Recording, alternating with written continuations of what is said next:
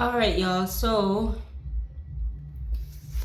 I am going to pick up on our book, The Lost Art of Listening. Um,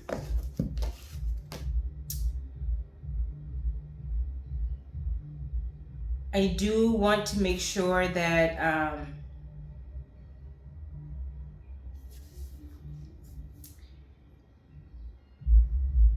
if I do have to utilize funds, I do try to make sure that I put in the effort to replace the funds that I spent. Um, Even though I already did my quota for today, why not do extra when I am able to? It's still early. Um, I did say that if I have to use any funds, that I will replace it. I know the severity of keeping my word. I've always been really good at that. Um, again, I think those who work with me allow me to take those breaks as needed. Again, with the boundaries that I have set up, I very much enforce those boundaries. I said that I was going to enforce those boundaries. And I do that not only for a peace of my mind, but it's a respect thing.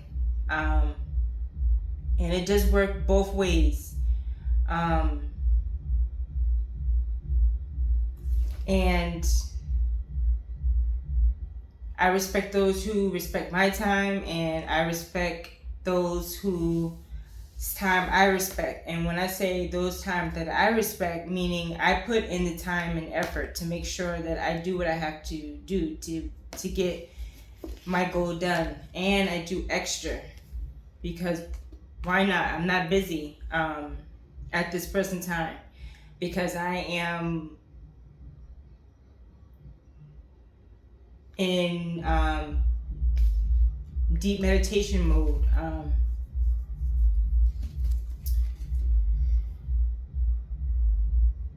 You guys have to understand that I place boundaries for a reason. You may not understand why I place boundaries within a certain type of reason, or why I place boundaries at all, but it's in place for a reason because of the severity of the impact. I already said that I'm still trying to process things. So being narcissistic, being gaslighting, again, I will not tolerate it. That's not going to make me move any faster. I said I was going to do what I was going to do, and I am doing it. I understand that there are wants and needs, and there's dire wants and needs. Same for me. I have dire wants and needs. I don't have everything that I'd like to have, but I will in the future. This is why this was set up for me to make that happen. And this is why I am no longer around those certain people, places, and things because of the behavior. And it's still it's still being done. I'm aware, just like you are aware, of what has to take place. And I'm very, very, very good at coming through, showing up, doing what I have to do. I know, again, just a disclaimer, I know from past issues, people, they started out good and then they fell off. I have nothing to do with those people. I can only speak for myself.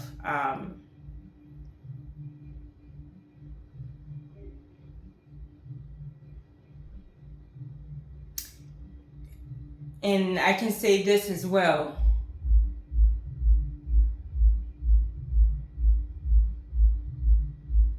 for those things wouldn't have been the way that they are had people done the right thing. When you're evil, of course evil comes back to you. And I'm sorry to say that, but that is why you shouldn't do people the way that you do people. And you wouldn't have to worry about things backfiring.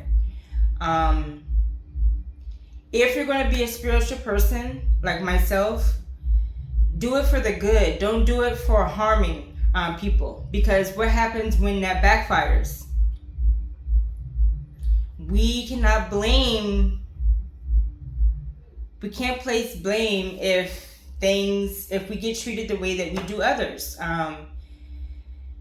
Or we have those family members that they may be spiritual, but they use it in a bad way. That's unfair to the people that you're targeting. It's not good. It's unhealthy. And don't get upset with me because you're stuck in your situation because you did something that you shouldn't have done. You should have did it out of, if you're going to do something, how about try doing it in a way that it doesn't harm people or harm others? Because this is what happens when things backfire. And then everyone is surprised. Everyone is shocked. Well, if we did the right thing to begin with, and not dabbling into stuff, conjuring up stuff, causing confusion, causing chaos, nothing bad would have happened, including with me. And my impulse, my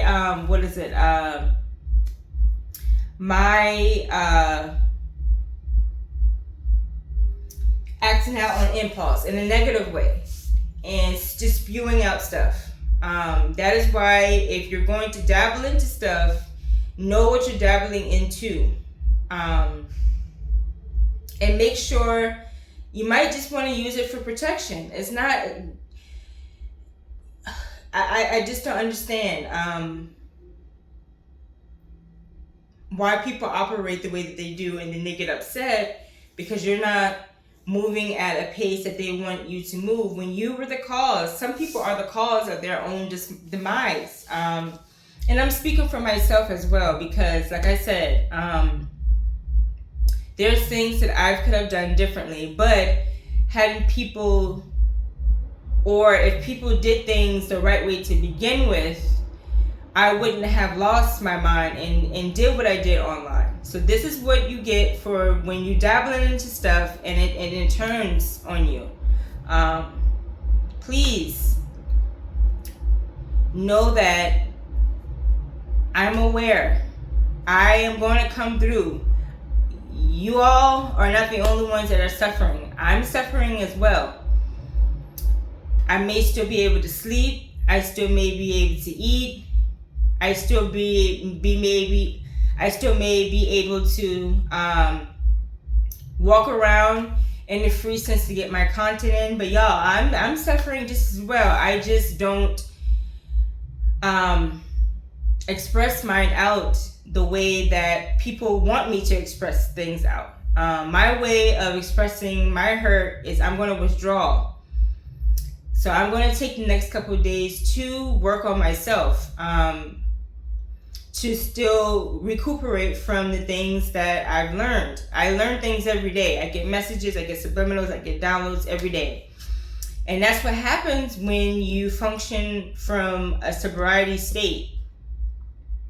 You get those messages clear, crystal clear to be exact. And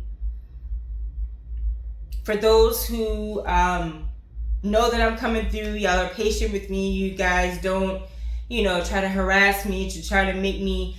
Don't do that. I know what I signed up for. And I think God intended it to work out the way that it did so that way I could change and not lose my mind. Or not fall victim into, somebody's coming up to me saying, falling for the okie doke all over again. And then putting myself in situations where I have to fight to get out.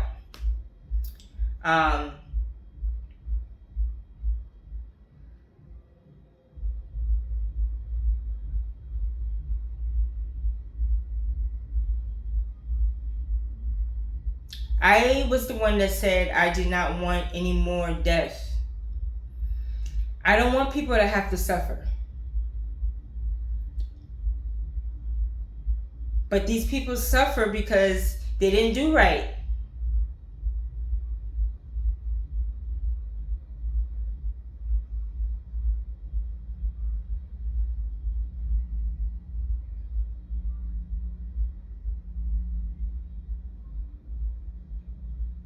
And when they had the resources, they didn't do right.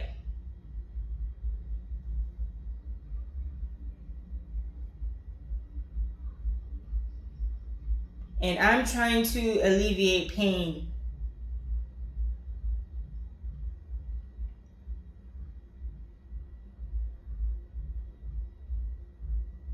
And this is why over the next few days, I will be to myself. I will not be coming into work. I will let my manager know.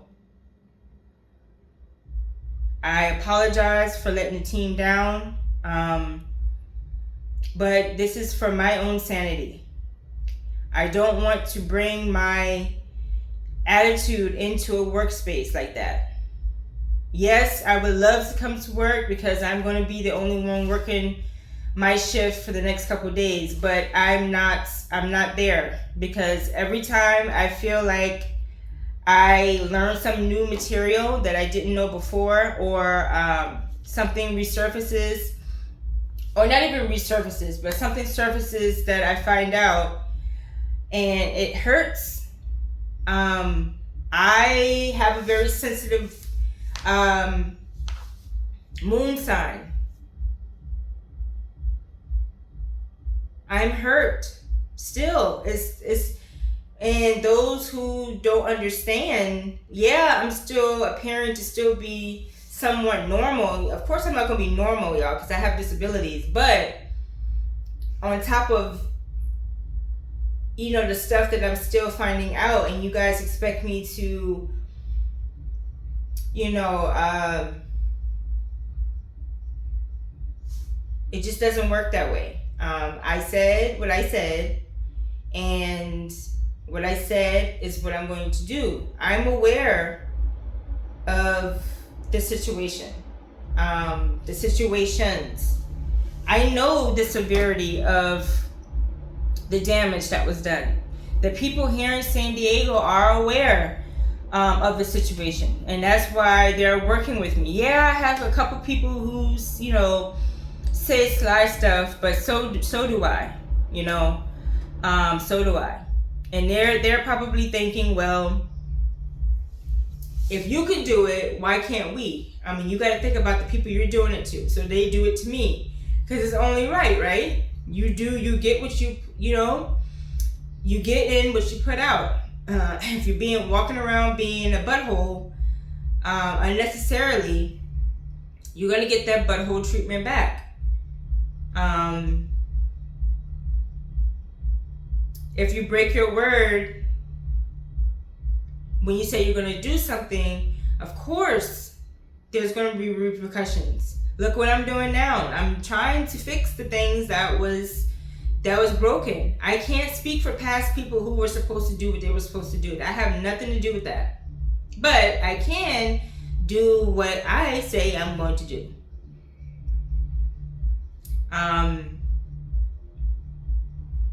This is why we use love. We use compassion. I understand that people are still upset. I understand that people don't like the outcome of things. I get it. Do you think I like the outcome of things? No.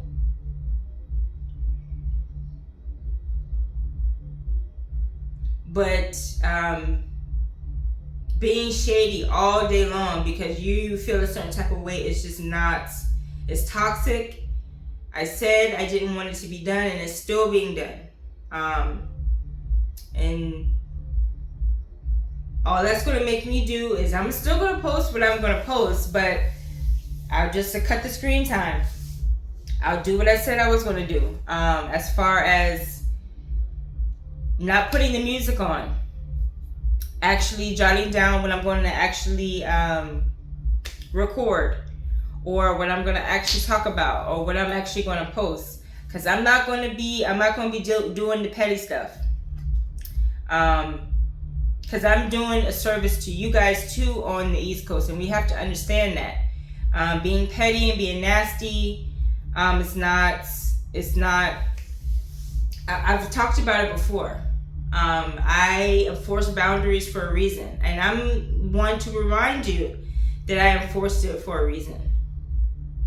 And I want us to come to a mutual agreement that yes, we will respect that, or I will keep reinforcing it until we do. Because sometimes people have to get told multiple times about certain things. I understand if maybe I'm not seeing things clearly, or you're ignorant to the fact to listen, but just respect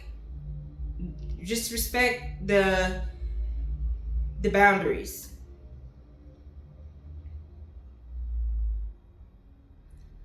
Once I noticed that when I attempted to do this video before and I lost, that was my time that I lost. Did I get upset and say, oh, I'm not recording no more, that's just a loss? Or did I get back on here and make that time back up? Because I'm going to make that time back up, y'all. It's early. It's early. I don't have to be bullied into submission to do something that I'm going to do anyway. It's just not, don't do it. And if I have to repeat it again tomorrow, I will, in a nice way, in a loving way, because I know you guys love me and I love you guys too. But at the same time, you know, respect is earned too, and is due to a dog, if we want to go there. So just be respectful is all I ask.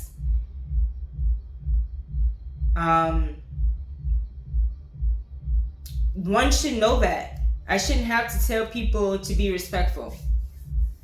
I'm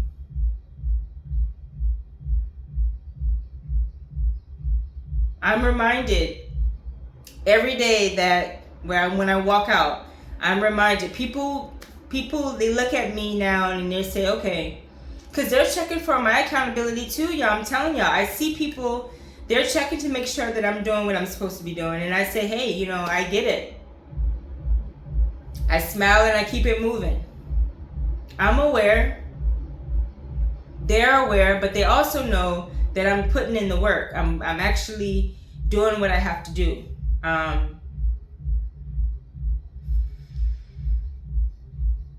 How do you all think I felt when I was in that drunken stupor and I was just spewing out stuff? Because I could have had alcohol poison, y'all. The same thing happened to me.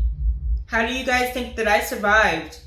You know, put yourself in my shoes. Because it was supposed to be me. Still lost. Still confused. Still turned out from the drinking, y'all. It should have been me. It could have been me. It was supposed to be me. I did what I did for it to be reversed.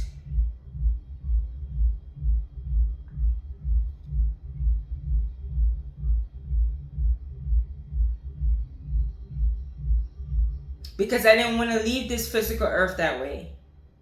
It wasn't my time. I still had a mission that I had to complete. The mission was not done.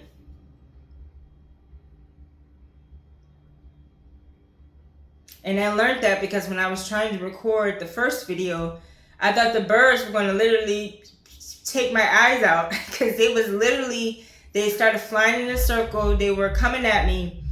I don't know. I have to look up what that is. I don't know if that's I'm going to claim it to be a good omen. I don't know. But they were circling around. I don't know if y'all remember that movie from a long time ago when the birds were attacking the dang on people. Like pecking at them, like literally pinching, plucking to blood came. I forgot the name of the movie, but you know, I don't know. I was scared. I was like, should I get up and go somewhere else? But the birds will follow if you know what I'm saying? I don't know.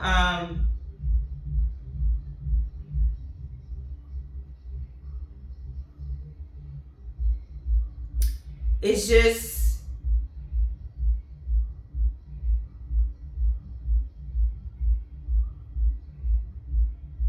I want us to be respectful towards each other. I'm working on being respectful to you all. Do the same in return.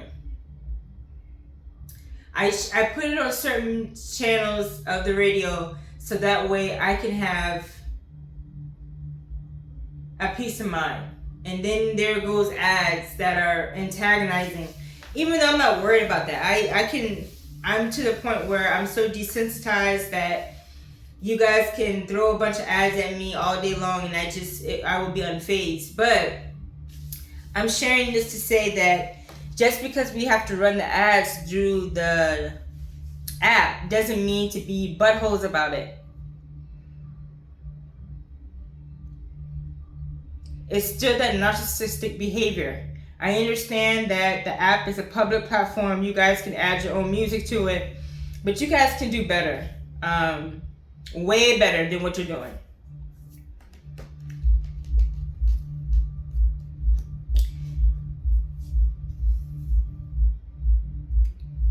That's not going to make me lose my mind. That's not going to make me lose my sanity. That's not going to make me lose my peace.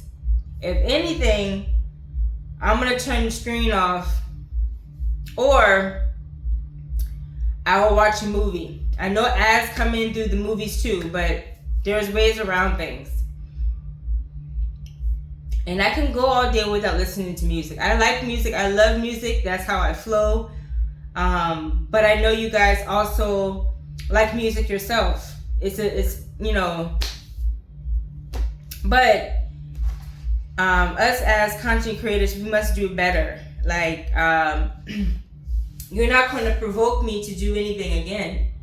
It already happened. I've already purged out everything that I needed to purge out. There's nothing to purge out anymore besides me telling y'all to calm down. Or I'll keep telling y'all to calm down until y'all get tired of it and eventually calm down.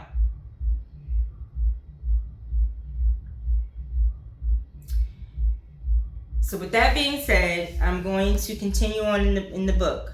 I think I left off on some questions. That's where I'm going to start, because I know I am now on chapter 2 now. So there's an exercise where there's questions involved. So I'm going to start there first.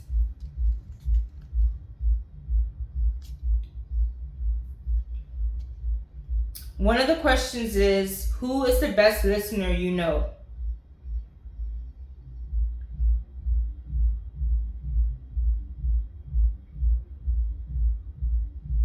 And I hate to say it, because I just reprimanded you guys, but you don't listen about the narcissistic part or the gaslighting part, but you're good listeners. And why that is because you're still listening to me now. You're still supporting me now. Had you not been still supporting me, I would have been evicted. Today is the 5th, right? So there's got to be something that you're listening to, because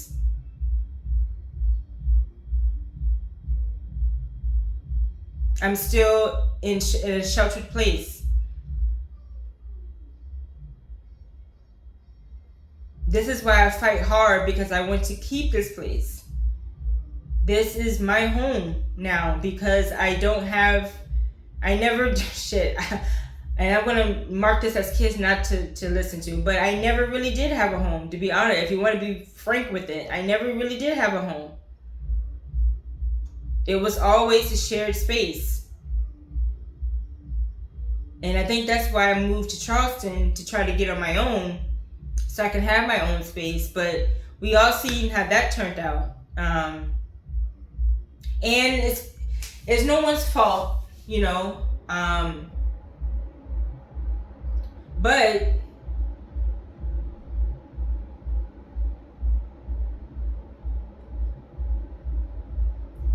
it was the area that I was staying in. It was the environment.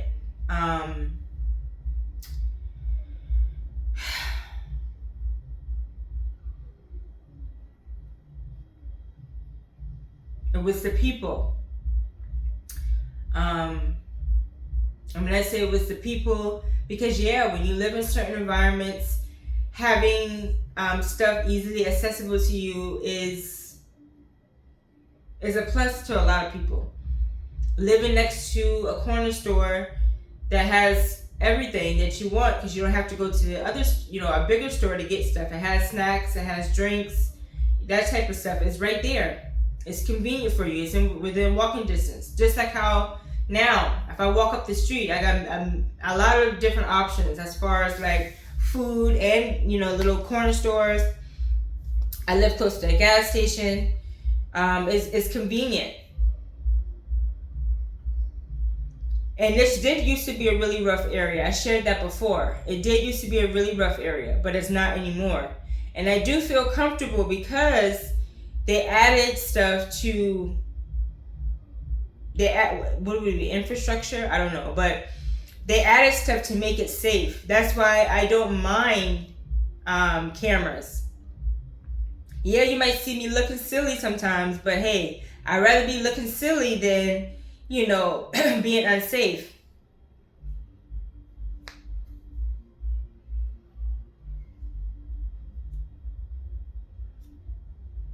I sleep peacefully in here, y'all. And you want to know why? Because I get up and I show up and I do what I have to do. Because if I didn't, I would have been one of the ones that couldn't sleep. I can't, eat. I would feel unsafe walking the roads. I feel safe walking about and getting my content in. Why? It's because these people here know that I'm showing up. I'm doing what I say I'm going to do. I'm being held accountable now. There's no more of that slacking off. There's no more of that, trying to do stuff on the slide and not thinking you're going to get caught. Because there was a lot of that I was doing too.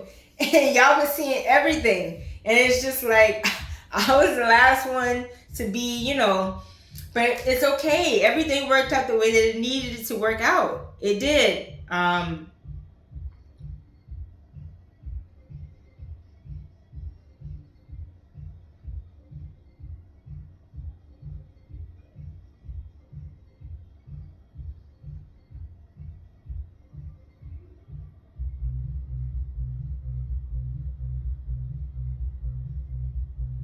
I'm thankful.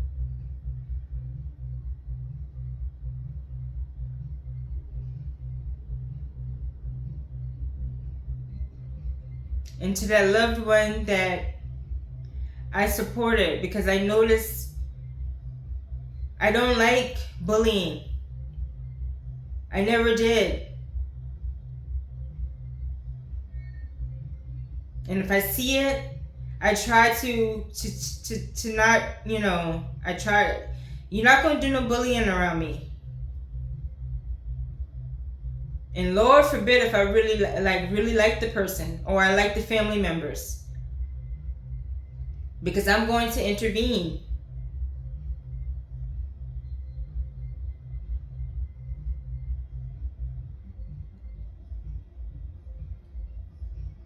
And I guess that's that sensitive moon sign of mine, because that's what we do.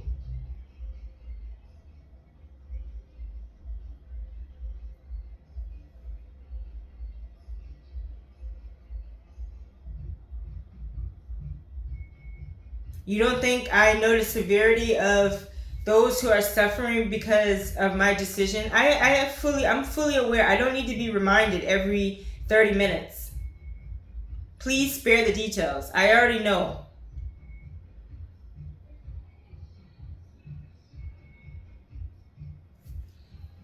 Again, that's why I get on and I do what I have to do, because I already know the severity of this situation. But I also know that that could have been avoided too, because of how things could have been done differently on all aspects.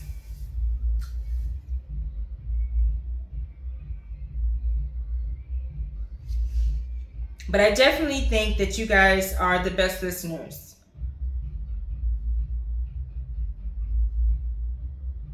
This is why I like recording videos more than I like to do anything else. Not only that, it's because this is how I get my support in from my people that I have to support back to the people who support me. This is my way of giving back by recording, because this is my money maker. I'm held accountable now because you guys will tell if I'm drunk getting up here recording. You guys are going to know how I'm talking, the slur of the words, the rambunctiousness. You guys will know if I get on here drunk. And that's another reason why I like to record too. Because I want you guys to feel what I'm saying as well. Feel when I'm upset. Feel that I mean business, which is what I'm on right now, business. I'm very much hip to everything that's going on. I take it very, very seriously. This is not a game. It never was a game. I never said it was.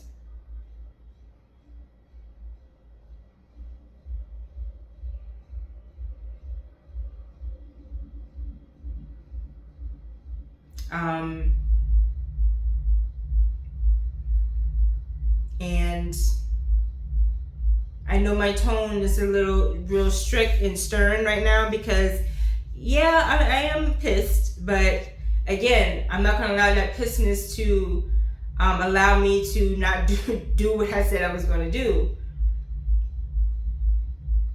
I can get on here and scold y'all in a way where it's filled with love, but still scold y'all when y'all are crossing the line.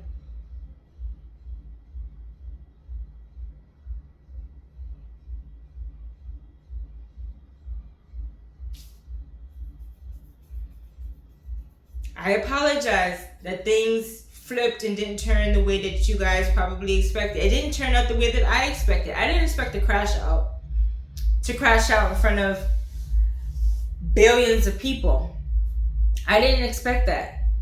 I didn't want that to happen.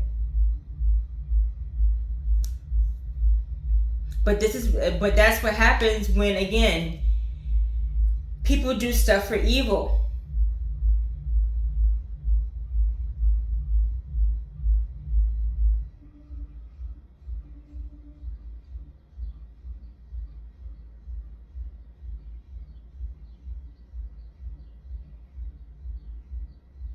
It does hurt like hell. Just like the song says. It does.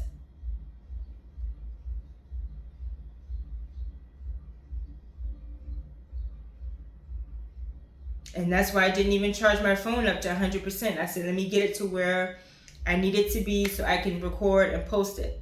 Because I'm already home now. All I got to do is, where am I going to go the rest of the night? I got everything I need.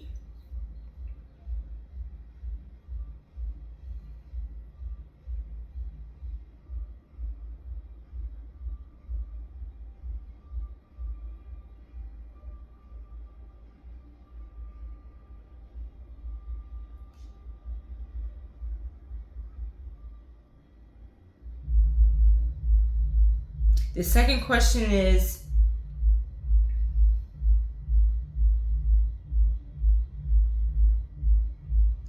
what do you hesitate to talk about to your significant other or to your friend?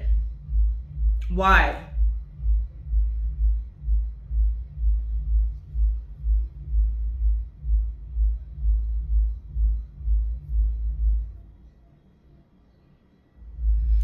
What do I hesitate to talk to you all about? Because I talk to you all. I talk to my phone.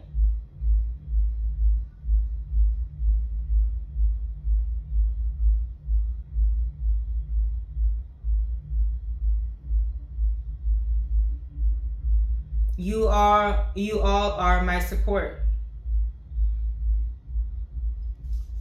You all are my therapy.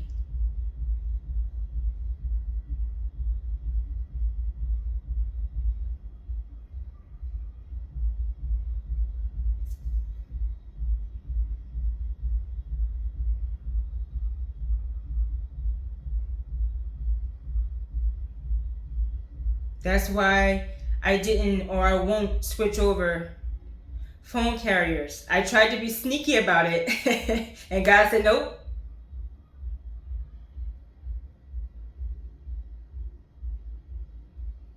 You think you're about to do that, but you're not.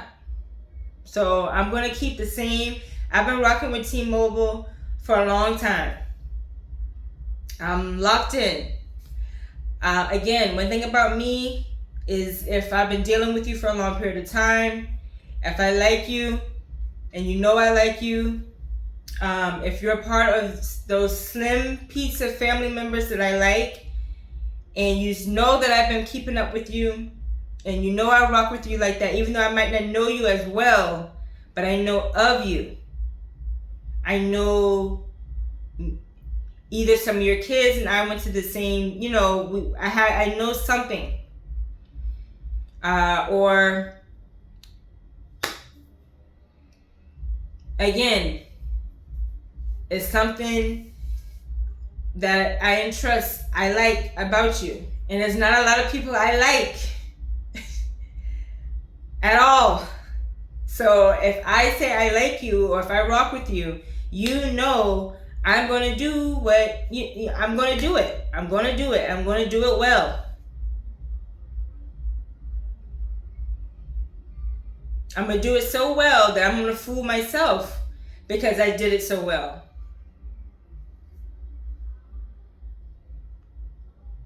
Because I know that I'm not supposed to be as good as I am.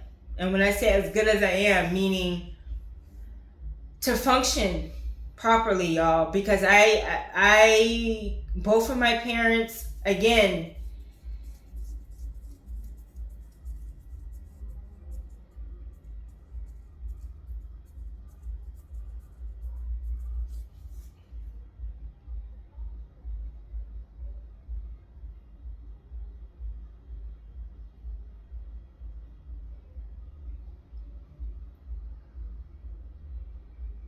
but luckily that 50%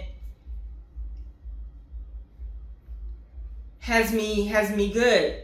That is a solid 50%. The other 50%, we're getting there. But the first 50%, the bottom half, we're strong. It's a solid foundation.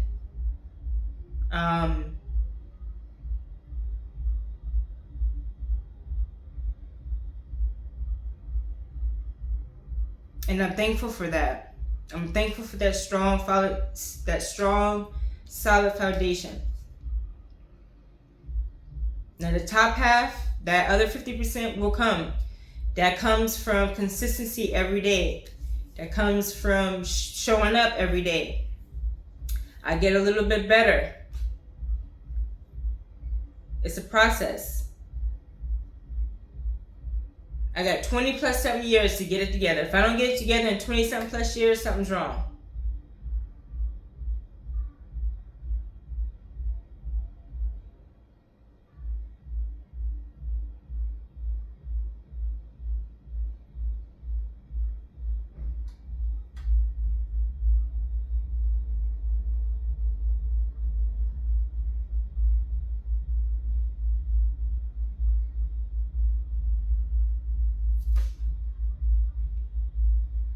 But what do I hesitate to talk to you guys about? But at first, it was the honesty.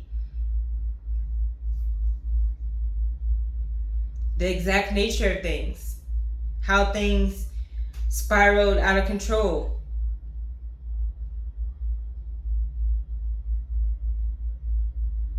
No one ever likes to tell the truth. Everybody likes to, jazz stuff up, make it seem like, everything's fine and dandy when it's not. It's not always like that, and I'm really good at that.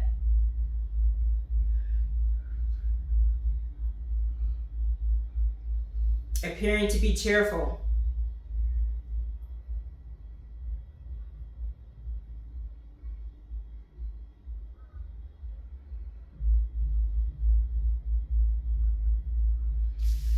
Full of glee. I'm pretty much, for the most part, I'm always content. That's always been something about me. Like, things can literally be falling down around me, and I still, I still try to maintain a sense of peace.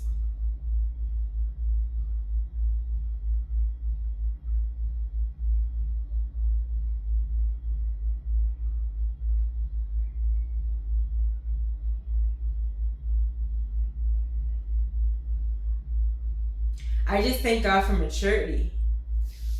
And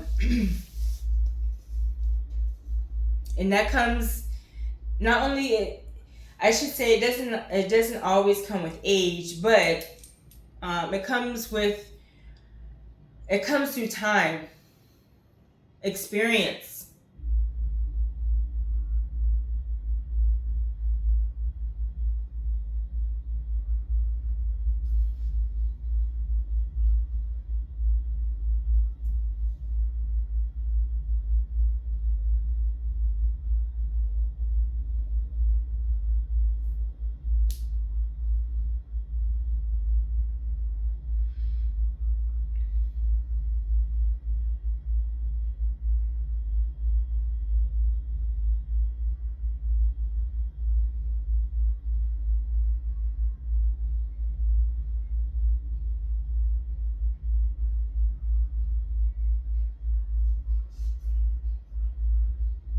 But today I don't hesitate to talk about the truth.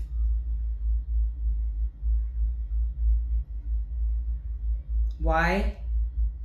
Because it's always good to tell the truth. The truth gonna come out anyway. It always does.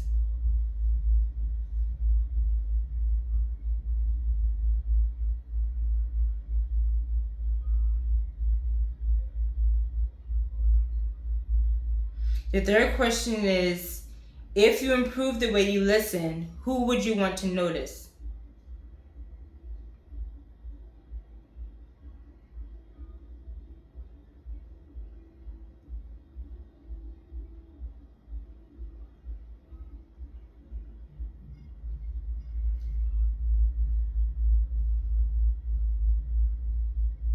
What I can say on this is, I said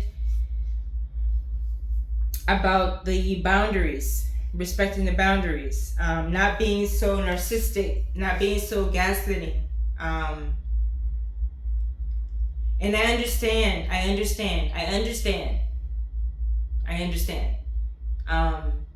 that you all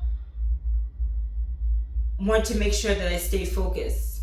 If I'm not focused by now, I'm not going to ever get focused. I'm going to tell you that now. I know y'all are worried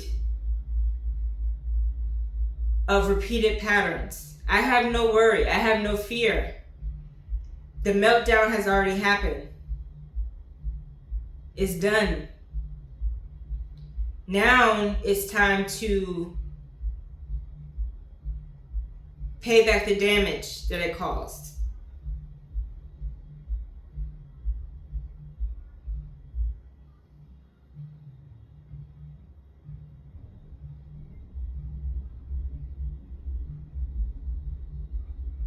I got a good 23 years left in me.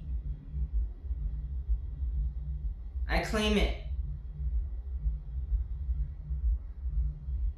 No matter what door opens, no matter what door closes. Because it's a lifelong commitment now. I'm on the livest of the liveliest watch list you can ever have. It's not going anywhere. I'm not going anywhere. Unless God Himself says it's time. My good and faithful servant. But until then, I'm going to serve. It's what I do. But this time, I'm going to serve with gratitude, with integrity, with honesty.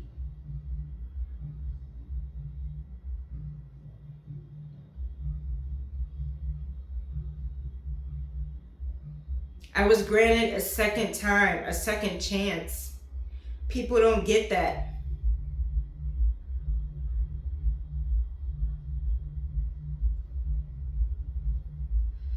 And it was so epic that it hits the government, of course, because it was bigger than I thought. But it actually hit the presidential status.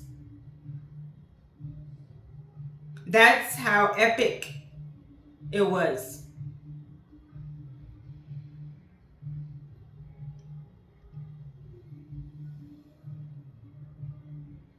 It's in the president's hand to say yay or nay. And you think I'm going to take this as a joke again?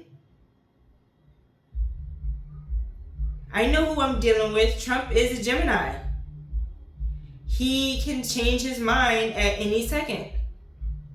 That's what Geminis do. Gemini is a sign of the twins. I am very aware of that.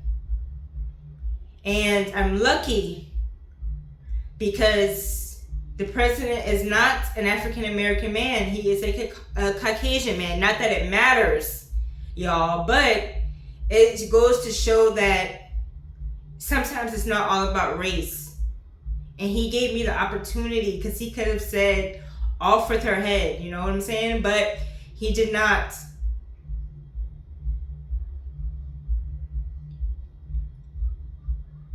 Because he wants me to do my commitment that I said I was going to do. He allowed me the opportunity to daily do things so that way I can pay back what was the outstanding balance. So of course I'm going to take this serious. This is presidential status. This is not, a game.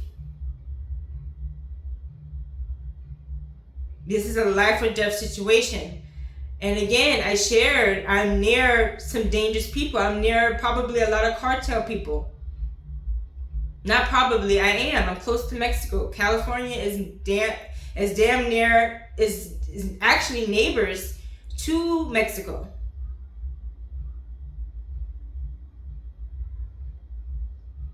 I already said that one of the the artists that I channeled was a very popular artist, and her family's probably right there next door. I don't need to be reminded. I am aware of the severity of what I caused. This is why when I go up and down the street, I'm in my right frame of mind. It's not a joke. So when people, I do present myself as friendly if someone says hello, or I try not to be so much of a hard person, because some people are genuinely just trying to be nice. Or if somebody wants to come around me and sit next to me, it's not the end of the world. All I ask is just don't come around if you're on game and stuff like that, because I don't want that around. I don't want trouble. I'm already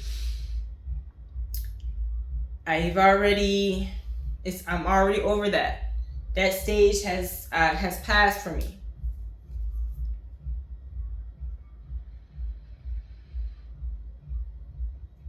But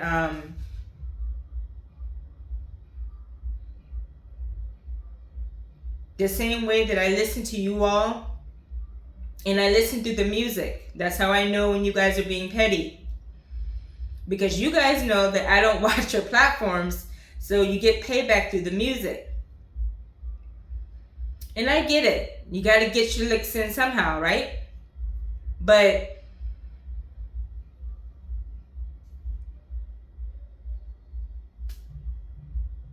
I just want you guys to be... But then I understand. Because some people, like for instance, what happened when it was time to come through, I understand.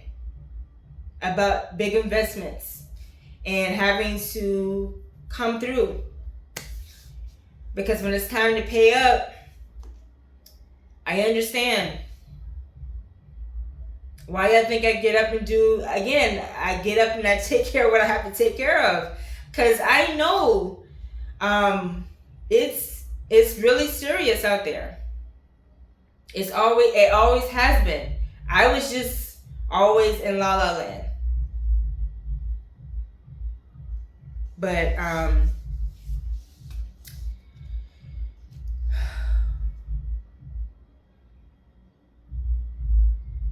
I want you guys to notice that I am taking heed on what you're saying about having a gentler touch to things, having a different approach of saying things, posting my content in a timely manner, in an early enough fashion.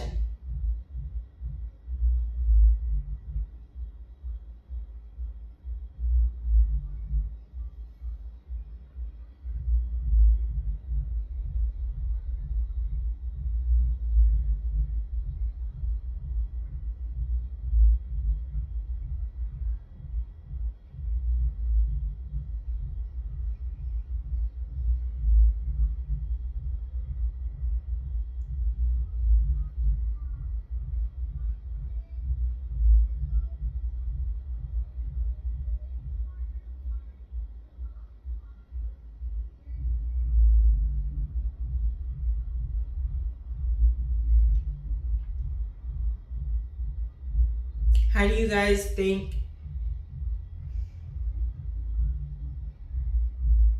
How do you guys think I felt when I had certain dreams? Because that movie that I'm watching on Netflix is exactly it's exactly to the point. I had dreams,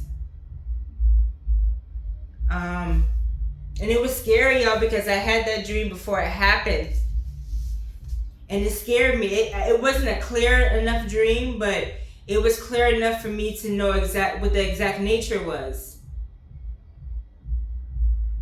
So that was traumatizing. But I never said anything. All I said was, you need to check on your grandma. You need to check on your people.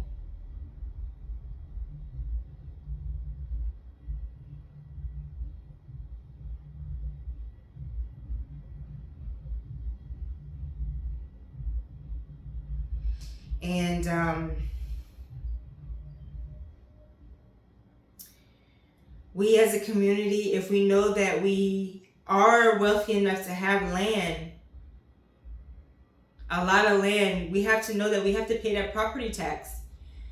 The property tax is going to go up if they're forcing you out. We have to understand that too.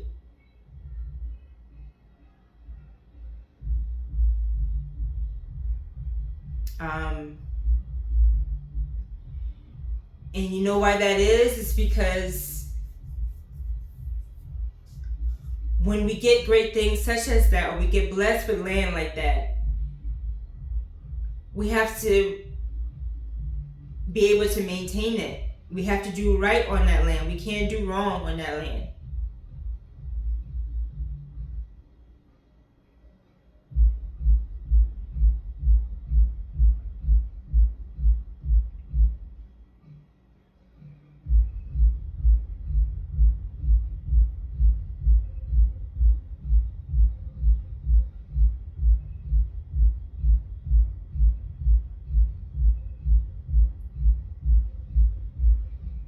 And some might say, well, you're giving back, you're supporting. What's going to happen when they get the money that they need and they no longer need you?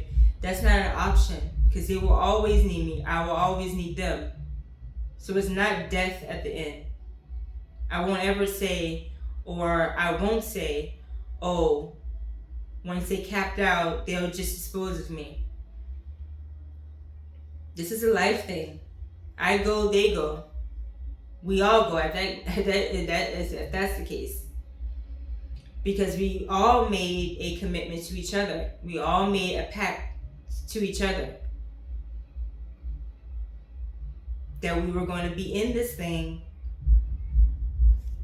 forever. And we have to be, y'all, because it's so much money that I couldn't possibly pay it off in a lifetime. I already know that. They already know that. We already know that. It's so much money that I can't ever pay off.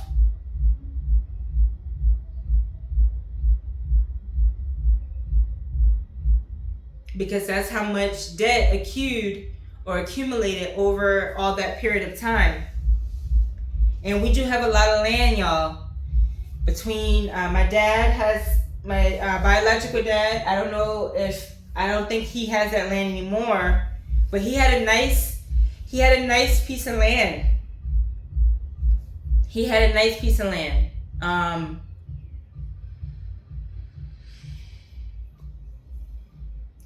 I don't want it.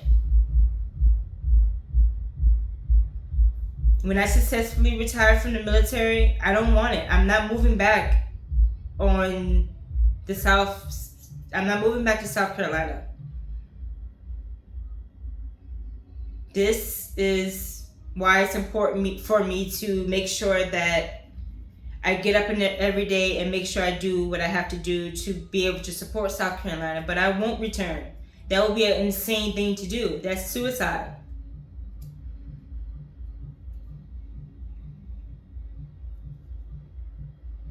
If I had to do all this to get a piece of land, I don't want it. If it's gonna be dangerous like that, keep it.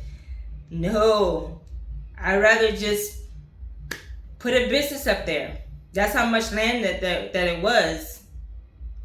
Or if somebody can maintain it, hey, let them have it. As long as they know what they gotta do to keep it.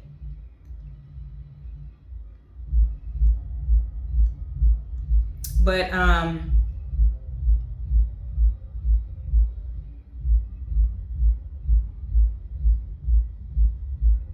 next question is, if people think you aren't listening to them, what would they assume it means? What would this lead to?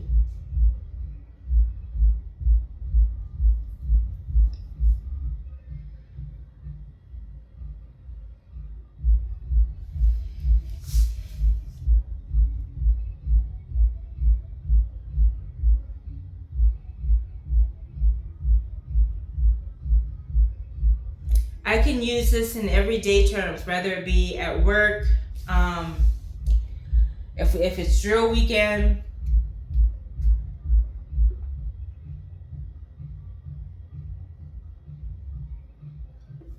but we'll specifically say at work.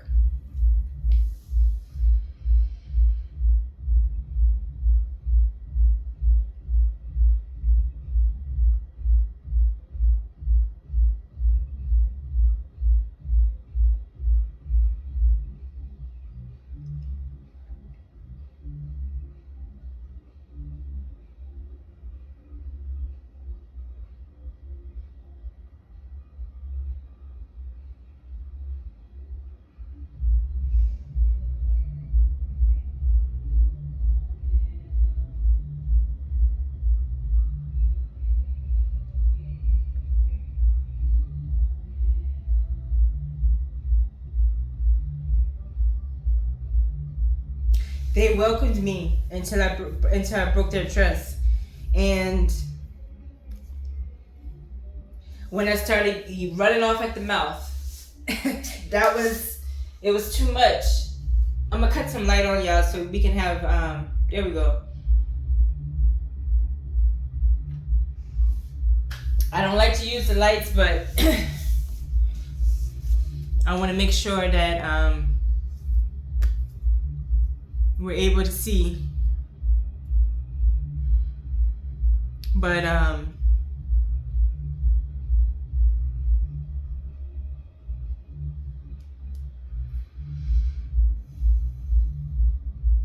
typically, if people think that you're not listening to them, they assume that you're ignoring them. That's the simplest way to put it. They would either shut down or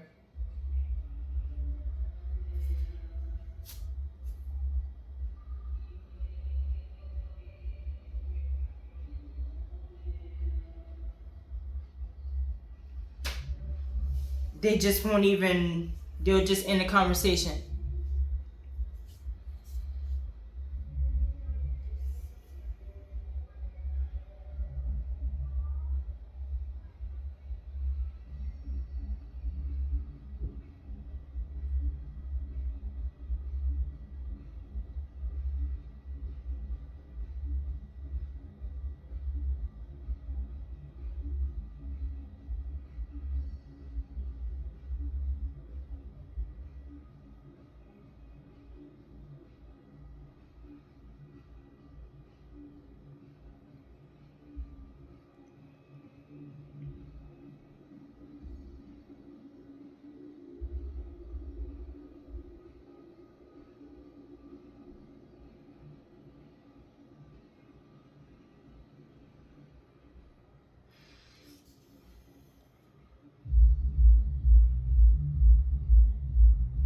Another good example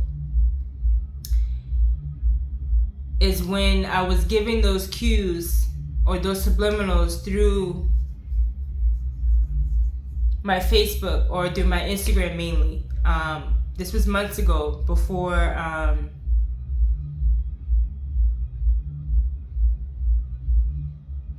things have happened.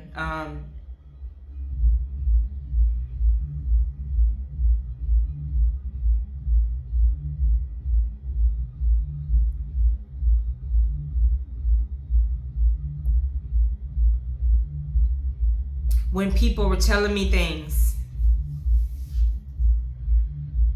and I wasn't listening. So this is what happened. This was the end result.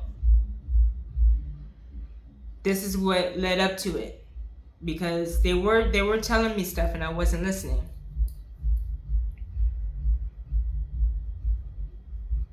One way to get a person's attention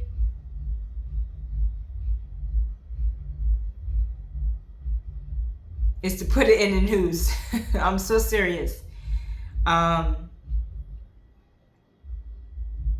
couldn't have done it in a better way myself, to be honest. Because we watched the news at work. And I shared that before, if I feel like, I can't bear the truth, because that's what it is. It's the truth. Nobody wants to hear the truth.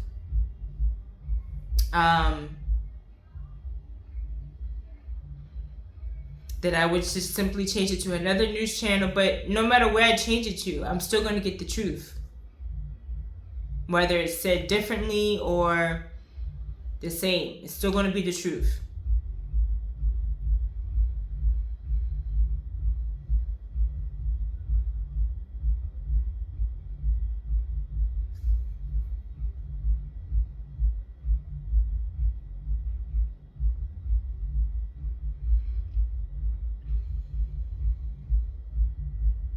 If people think you are listening to them, what would they assume it means?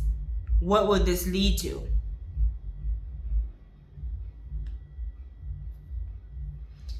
Of course, if people see that I am actually listening to them, they're going to confide in me more whenever they need to talk again, or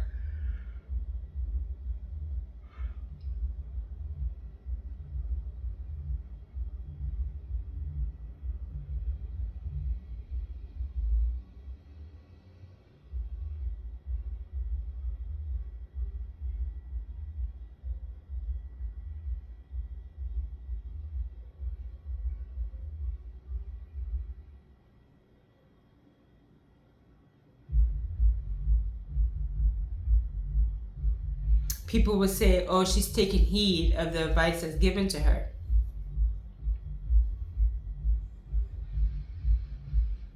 This is my therapy, so the more I express, the more you all listen.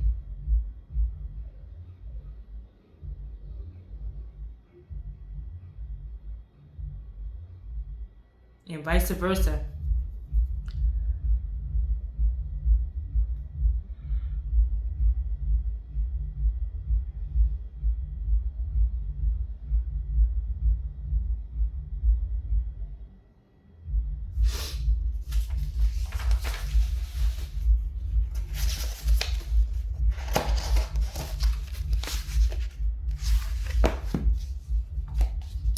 The next question is, the next time something is really bothering you,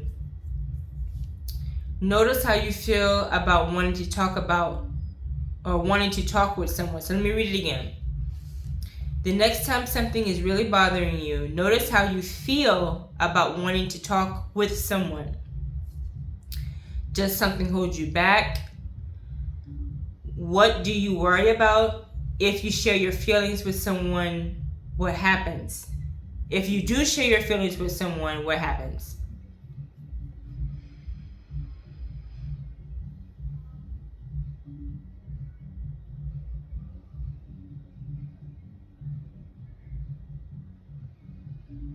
I would say nothing holds me back from, and that's the problem, because that's what got me caught up the last time. When something bothers me, I do tend to let it be known.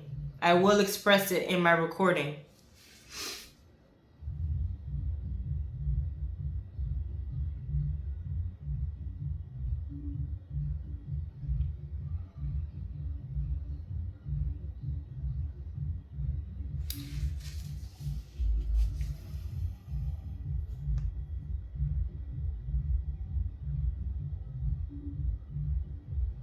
And it's okay to express when something is bothering us, but it's a right way to do things as well.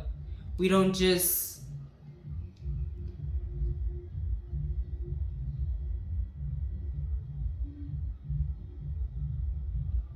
do things for the sake of doing things, or saying things for the sake of saying things.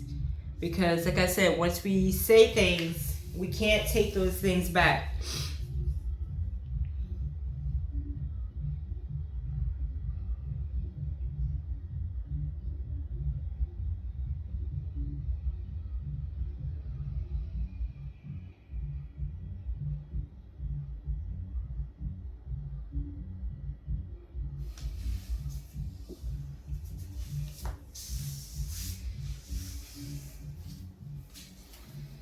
But it's also important to make sure that we follow through. I can't stress that enough. All one wants is for you to keep your word.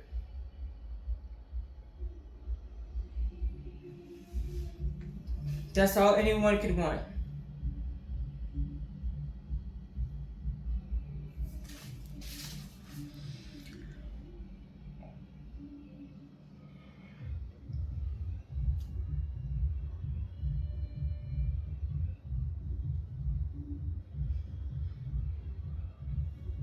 Sharing my feelings with you all,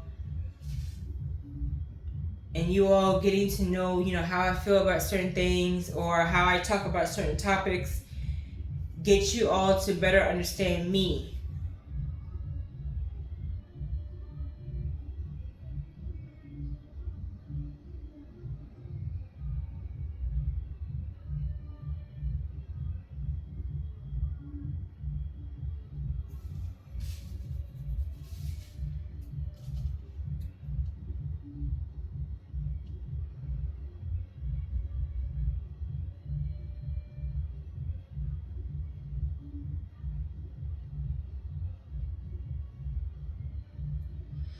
What are some differences for you in how you communicate in person compared with texting?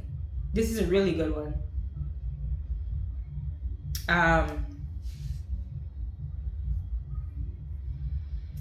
Oh gosh. I had some really funny texts back then. And even some really fun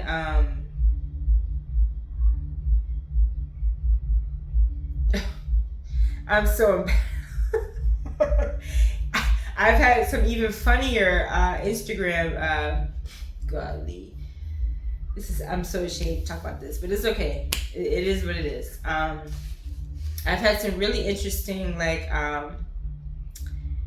Instagram messages too. Well, all my platforms really. I am a text type of person. I don't really like talking on the phone.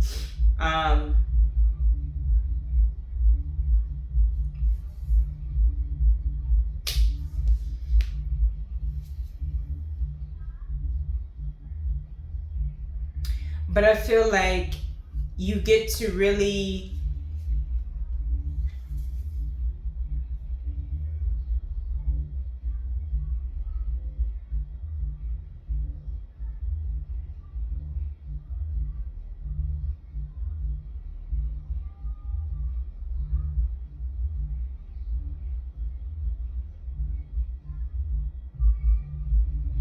you get to really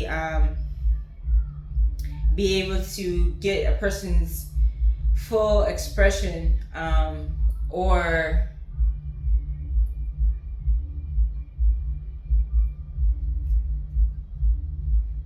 really get a better meaning if you talk to a person over the phone versus texting, because you can't really pick up on their attitude or anything by text.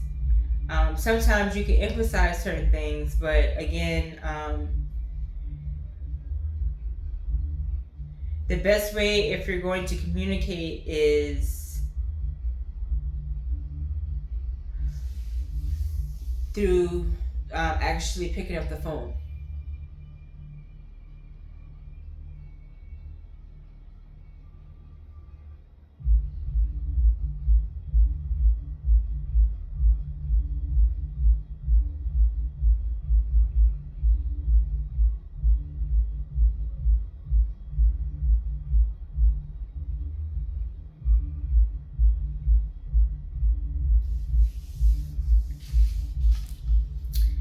Texting, you can kind of like say anything, and a person doesn't really get to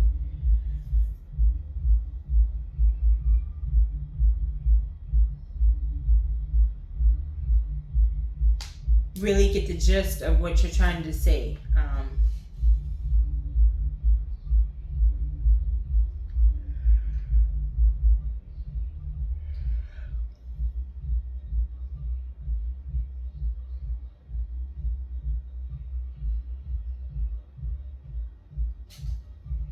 What kinds of conversations would you rather have in person or by text?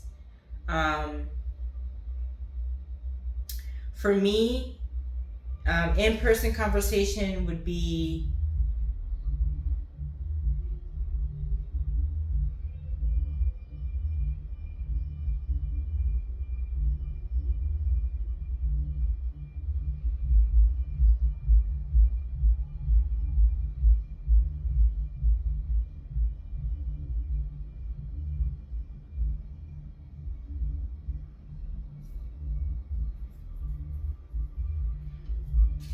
definitely by doing business.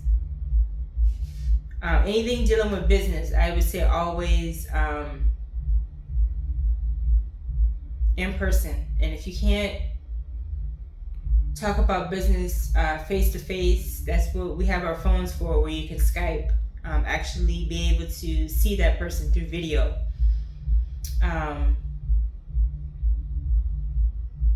Because you want to make sure that anything dealing with business, I would not ever address over the phone. Or I mean like over the phone, like through text, should I say? Because of course we're going to be on our phone, but through text. I would not ever text anything, email anything. Now that I think about it, yeah, emailing anything, texting anything, messaging anything with links. Good Lord, links. A lot of links have gotten me in trouble, y'all. Every time I try to link up, it just doesn't, it does not work for me.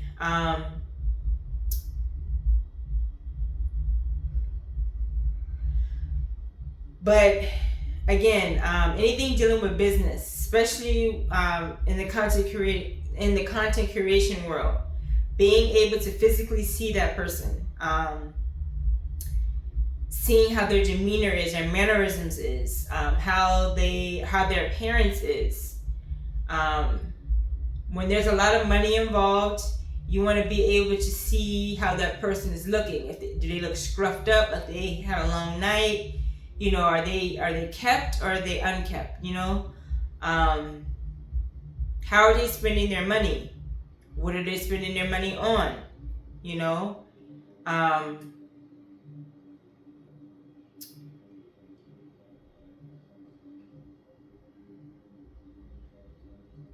they putting up money as much as they're spending money? That type of thing. Or are they just take and not putting back?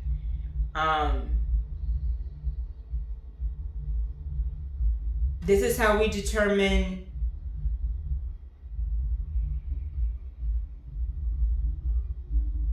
the keepers from the people that we have to let go. Um,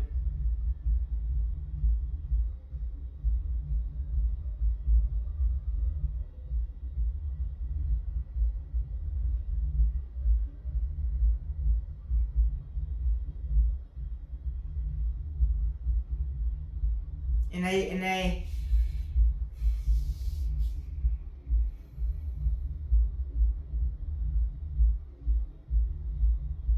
had to think about um,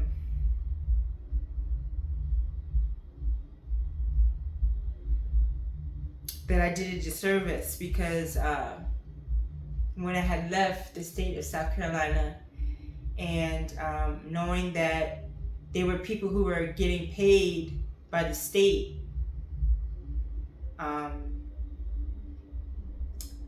and I don't know if I had anything to do with it, but probably so, especially for one person in particular, because the house was already in my name.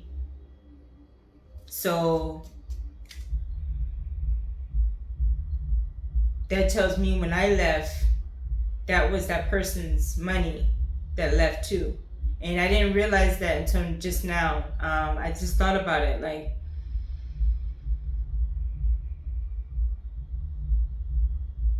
so that explains why the bills wasn't getting paid. And I remember I said, well, it doesn't make sense because if the money is there, I wasn't getting it. But see, I was in Charleston still.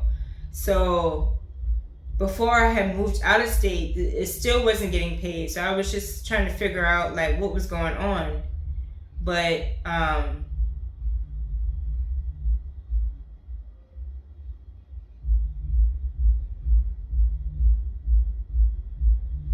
I think somebody was probably stealing the money from her under her nose and she didn't see it. I wouldn't see it either if I'm, doped up or, and it's sad, y'all, how people do people because they know that they're in a vulnerable state.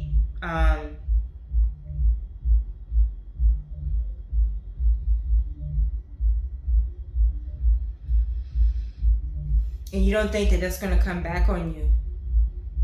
You have to know that it will. Like, you have to know that it will.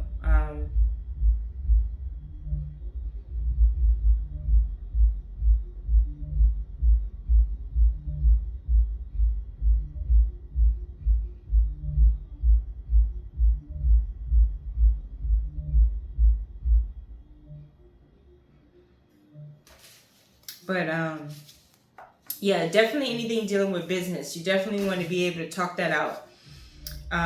Because emailing or anything as far as like texting is not going to work for me. Now, this is my take on things.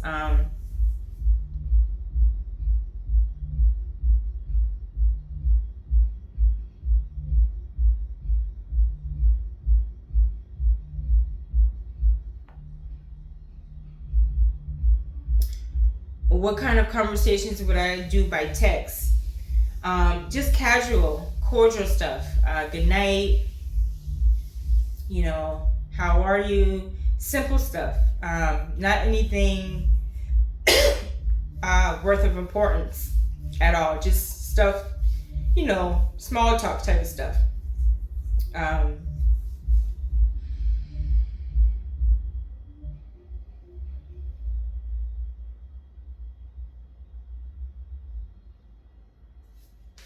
Yeah. Have you ever spoken to people on a dating or social networking site and then meet them in person? I have not ever tried the dating stuff. I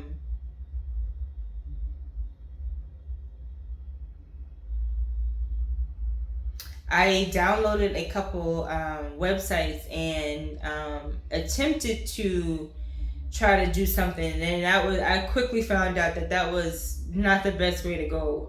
Only because that person can be completely batshit crazy. Sorry, I'm gonna mark this as kids not to. I think I already said this before. I'm gonna mark this for kids not to look at. But that person can be completely unstable as fuck, and you wouldn't know that by being on a dating website. And this is another prime example. For instance, for me,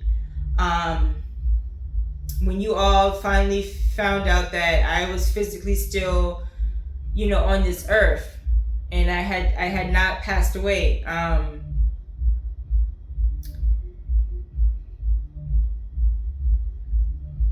The importance of why people wanted to see me in the flesh is because you all know how I talk, especially those who been around, heard me talk before. You guys know how I talk. I have a very distinct walk.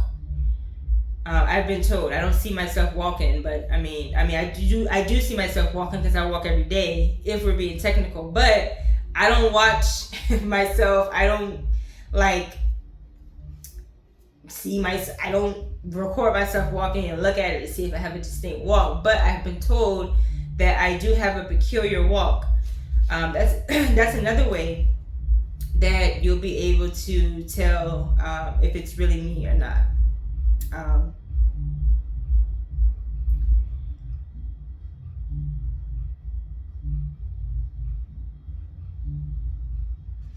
Also, the importance of,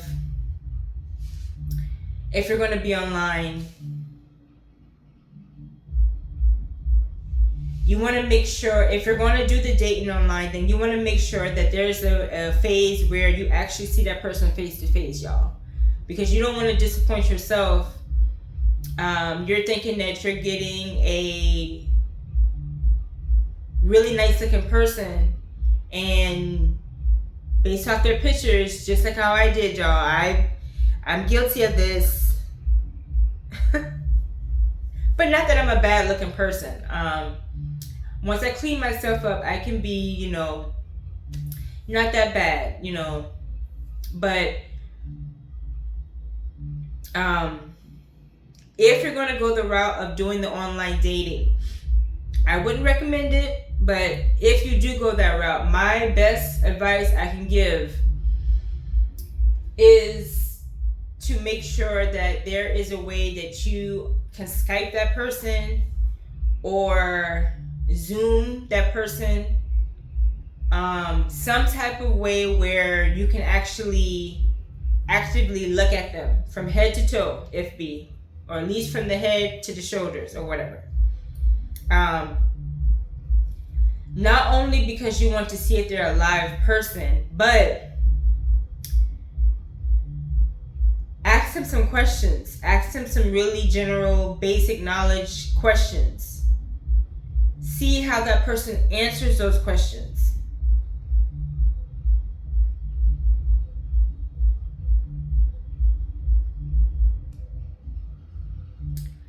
That alone will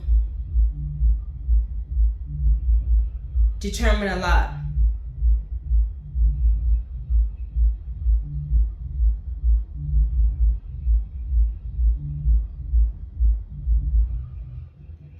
If you're going to actually meet with them again or not.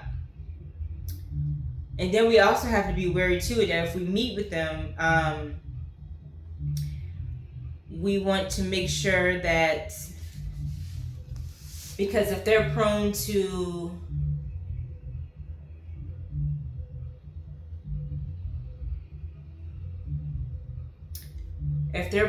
not take rejection well,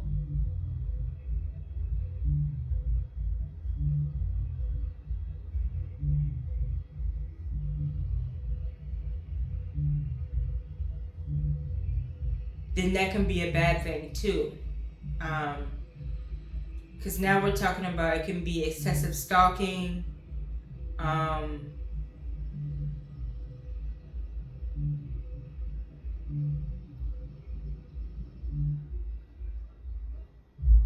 and other things, not as positive. So we want to be careful with that, because like I said, people can turn out to be really, really crazy.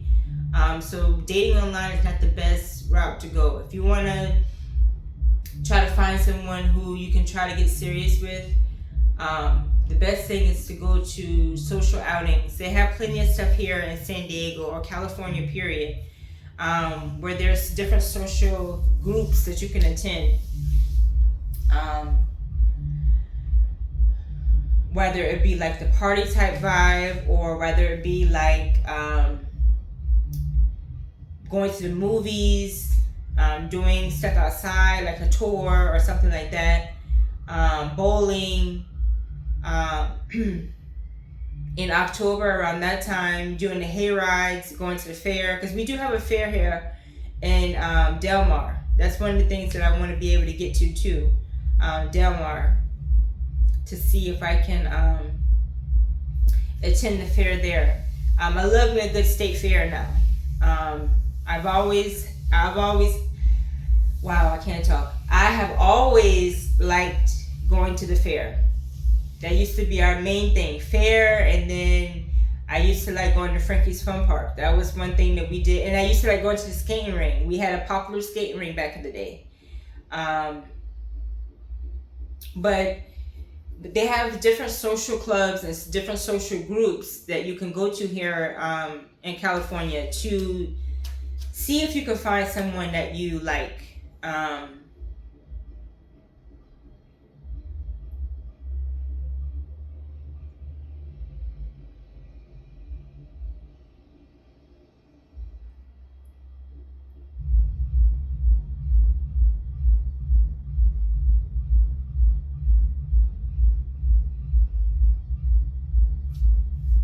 But yeah.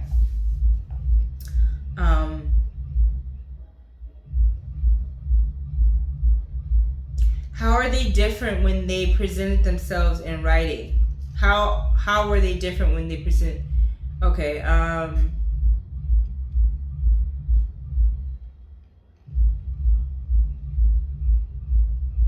Oh, okay, I see. Because if a person, oh, okay, I get it.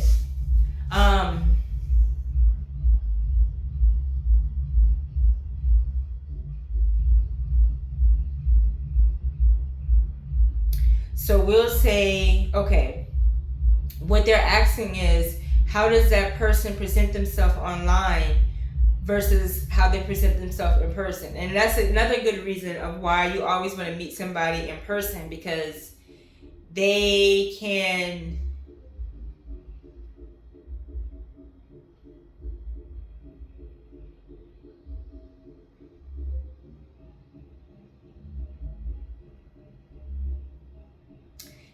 present themselves as friendly, or they can present themselves as mature, and they say everything you like to hear, and then you meet them in person and that maturity level is not the same.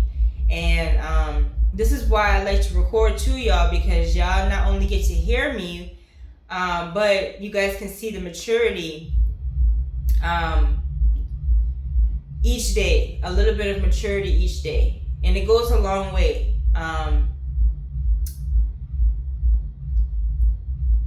I like it. It's like I said, I wouldn't have it any other way. I'm comfortable. When it's times where I don't want to go out, I know I can just put my phone, and I don't even have to have my phone in my hand. I don't even have to worry about getting that possible carpal tunnel, because I can literally just put my my kickstand on my phone case up and record. I just have to have something to talk about, because y'all not going to chew me out. I press record and ain't got nothing to say. I can hear y'all now, like, huh? So,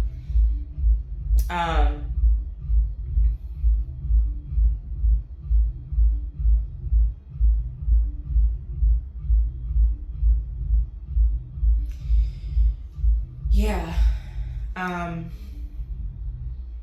Yeah, that's all I have to say on that one. Ain't no sense to trying to think.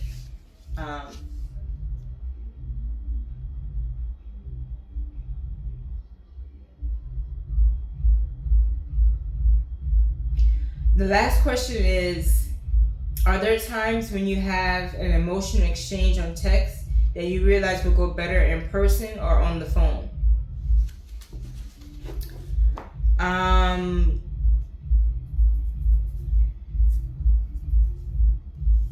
I would definitely say yes to this.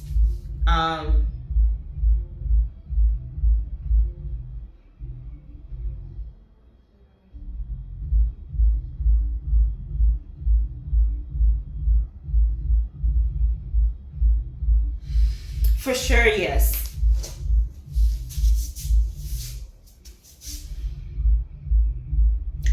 Because sometimes it is best to talk about certain things in person. Because you know, for one, you actually will have that person's undivided attention.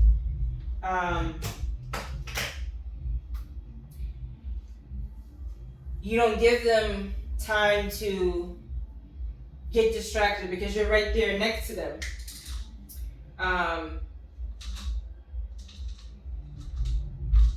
And you're able to see if they're paying attention or not. And sometimes things are not meant to stay on the phone. Some things are meant to stay in person.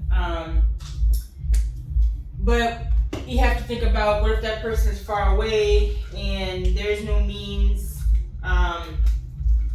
to get to them?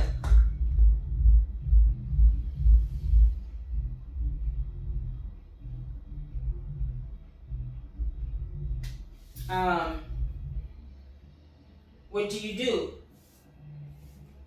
Well, you have to communicate over the phone because that's the only way to be able to get through to that person. But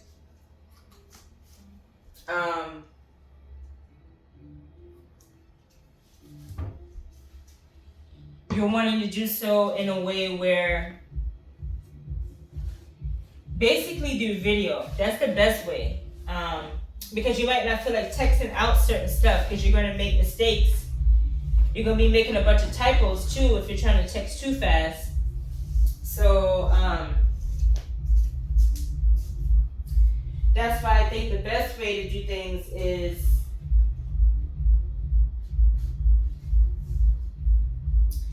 by actual like video.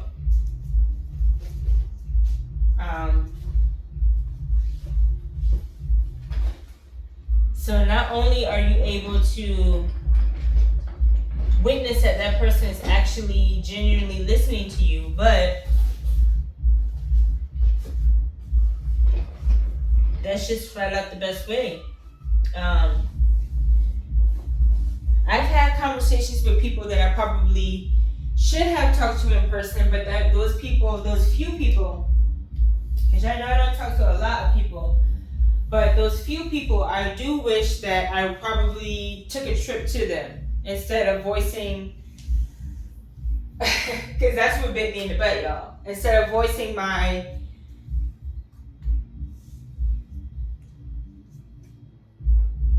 opinions online. Online.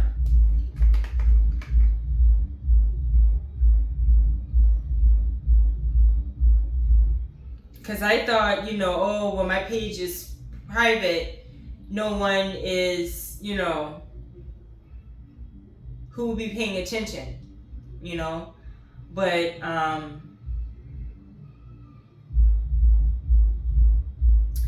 the military naturally, I've learned, has a natural watch list to make sure that they keep their people in check. I didn't know that until, recently. I wasn't aware that that's how they keep their people in line. And when people get out of line, they get reprimanded for it. They have to pay back for any damages that's caused. It's like going to drill school. If you want to be a drill sergeant, it's like literally going through drill sergeant school, because they are going to make you a new butthole. And I say that because they are going to take you through it.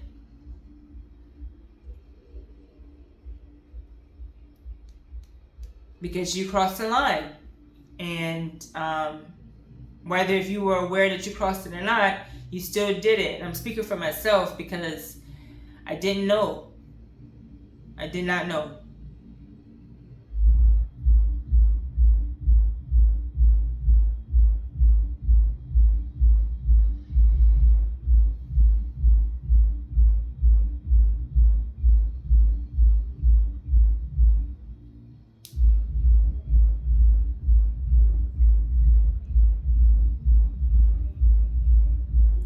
Person, I also jeopardized and put in grave danger.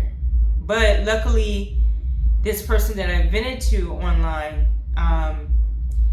he's in good standing. He is a good person.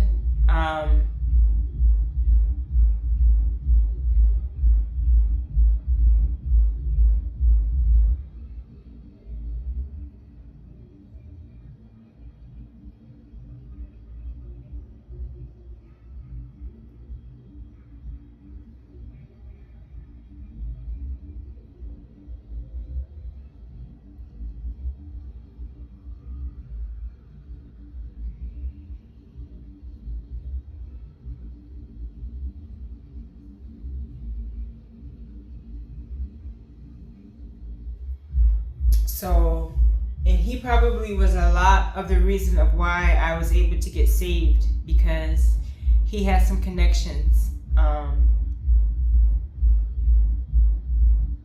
he saved my ass. He sure did.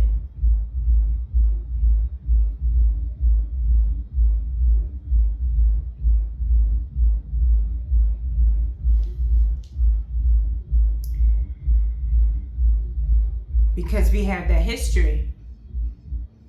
I may not have been his type.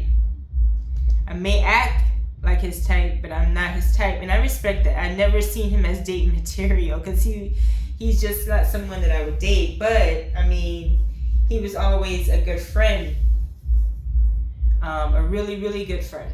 And we go way, way, way. We go so far back that it's so yeah. And I'm thankful, because when you're in the military, you do meet people from all over. And when you meet people from all over, those all over people have connections too that they can link you with. And I'm talking about a good link with, not one that's going to cause mayhem later, but it's a really good networking system.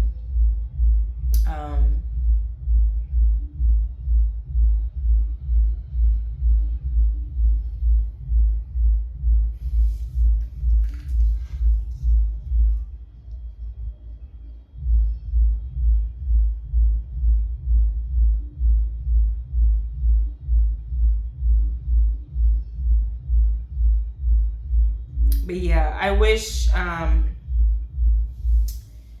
next time I know, if you're going to do it right. Have conversations in person.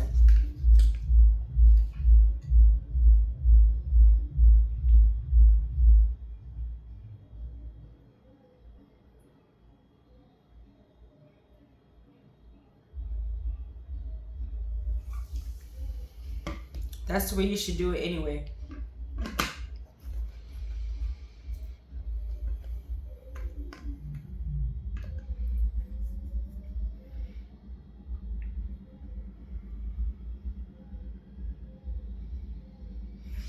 All right.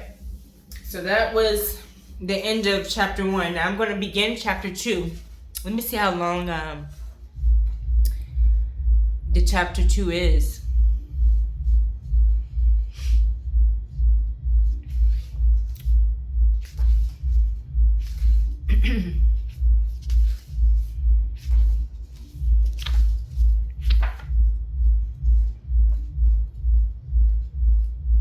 Okay, this one's pretty lengthy, but I can start it anyway. So it's entitled, Thanks for Listening. How listening shapes us and connects us to each other.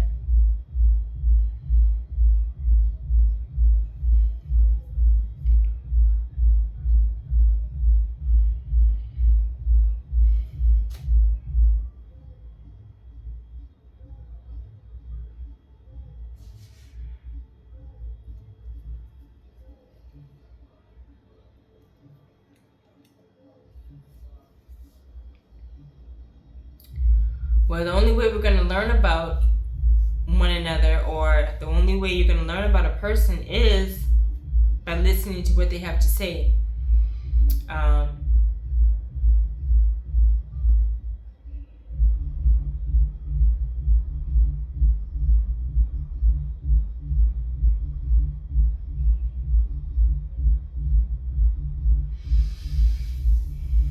It's a psychology method as well.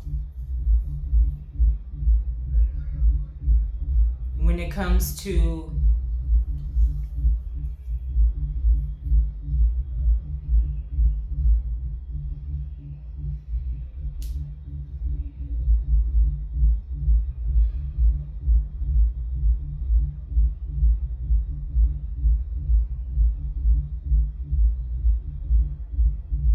when you're trying to get to know a person, when you're trying to study a person, that's where the active listening comes in at.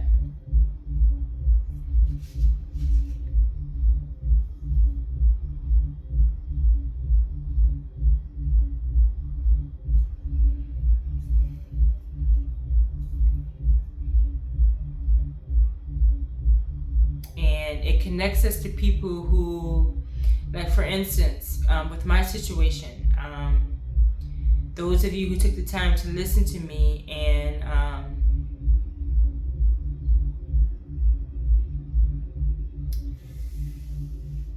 took into consideration that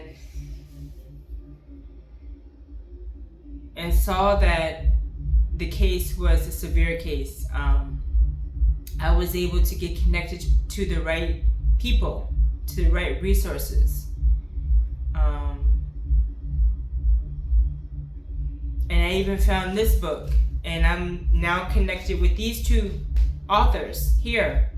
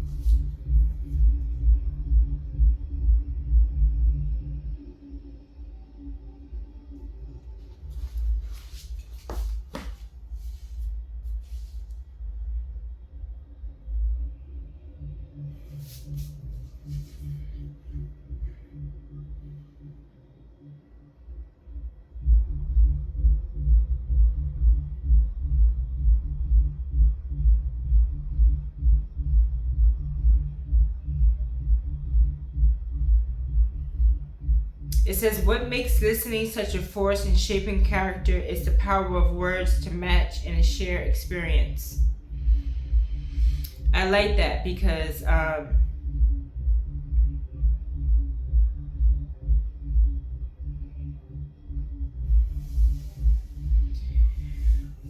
with listening,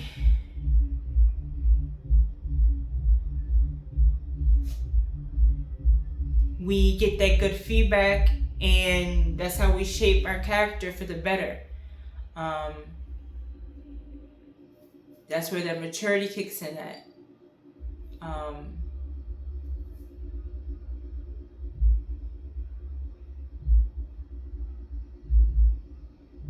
I'm just thankful, y'all.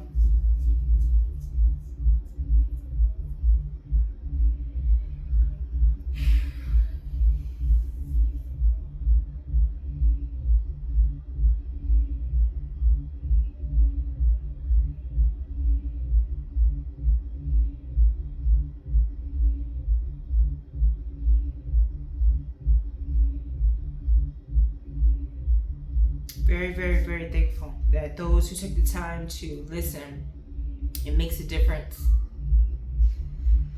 And I try to do the same.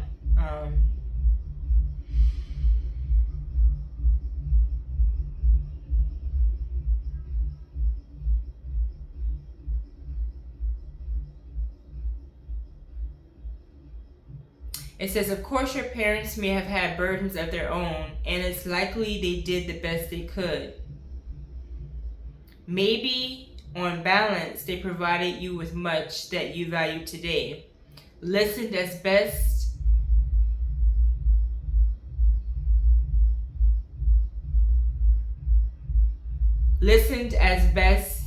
they were able.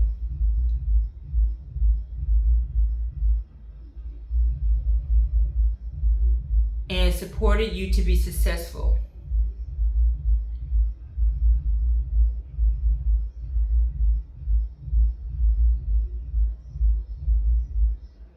And this is true.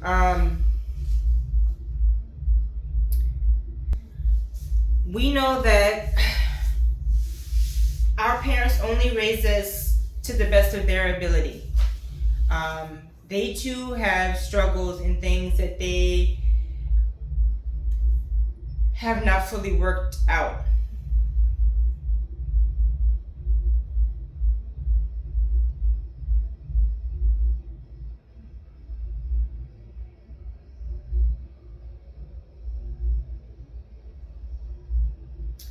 But still, we want to think that our parents did the best that they could.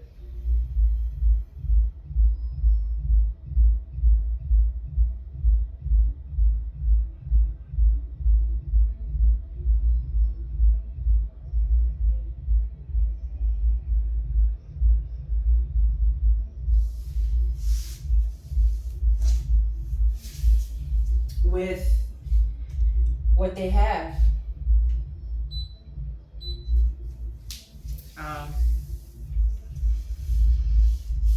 We can sit around and be upset, like how I once was. Sit around and be upset.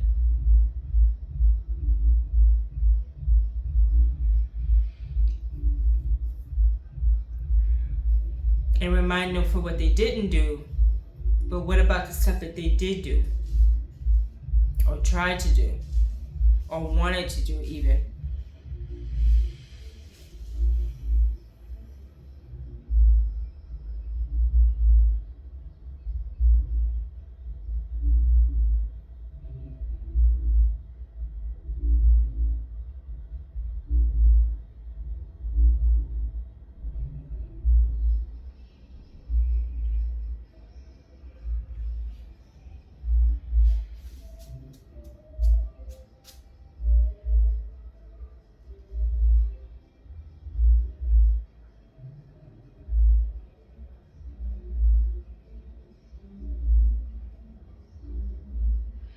It says if you had the great good fortune to have safe and reliable caregivers, your capacity to listen and expect others to hear you is greatly expanded. It's much easier to listen when you know what it feels like to be listened to. Most of us have some experience when someone we know, a little or even a complete stranger,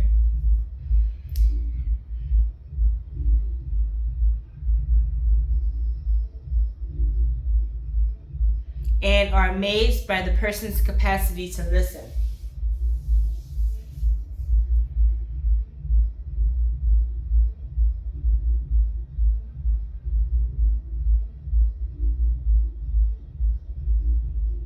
And yes, y'all, sometimes that's all we have to listen to us are strangers.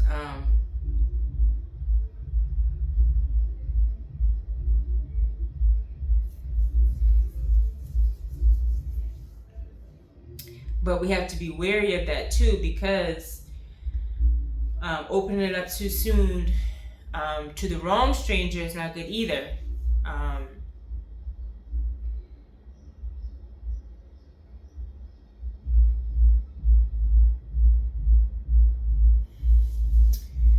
That too can cause a lot of damage in more ways than one.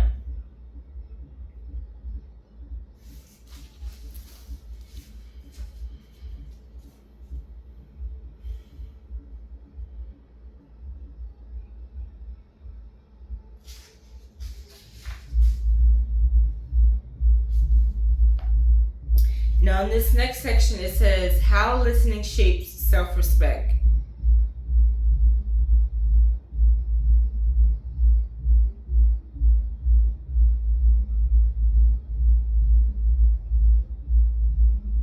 It says to begin with, the self is not given, or to begin with, the self is not a given.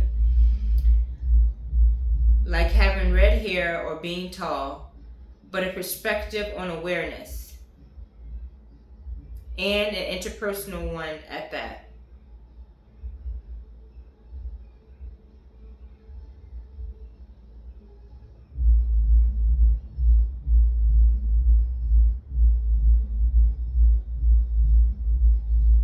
The self is how we personify what we are, as shaped by our experience of being responded to by others.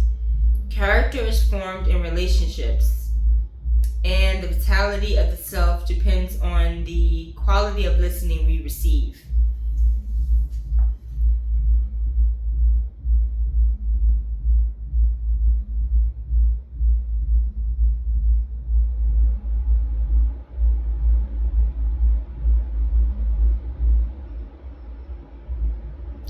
So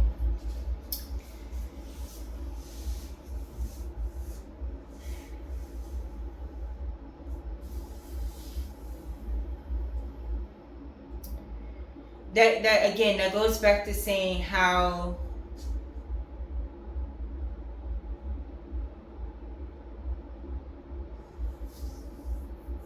not only how we go as far as to listen to others, but how people go as far as to listen to us. Are we talking to others with self-respect? Are they talking to us with self-respect?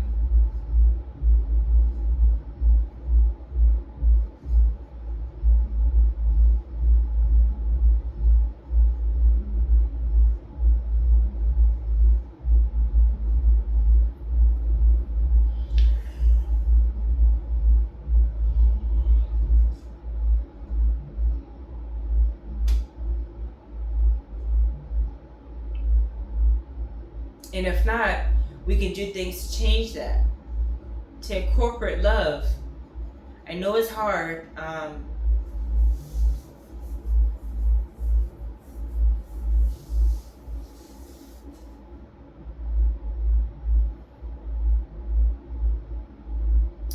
But in order to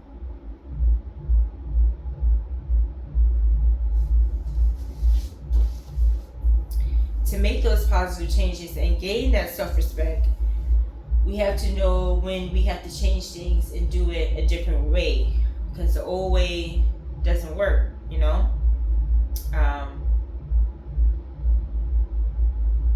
You'd be amazed if we go back and we hear some of the stuff that comes out of our mouth, how shocked we might be. Like, wow, did I just say that? Like, that was rude. Or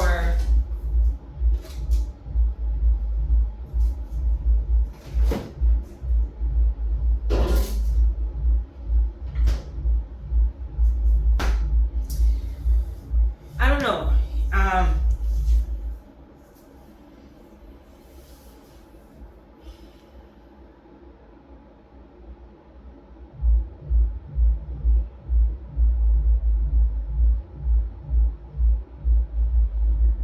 Being in isolation really does help one get better with a lot of things, because you have that time and that chance and the opportunity to self-reflect.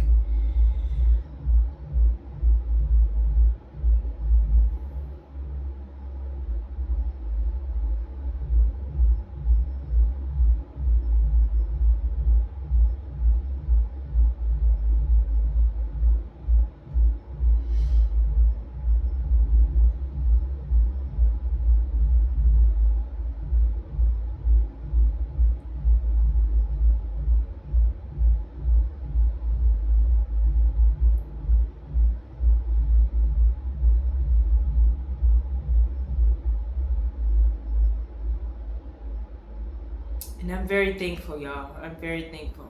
I'm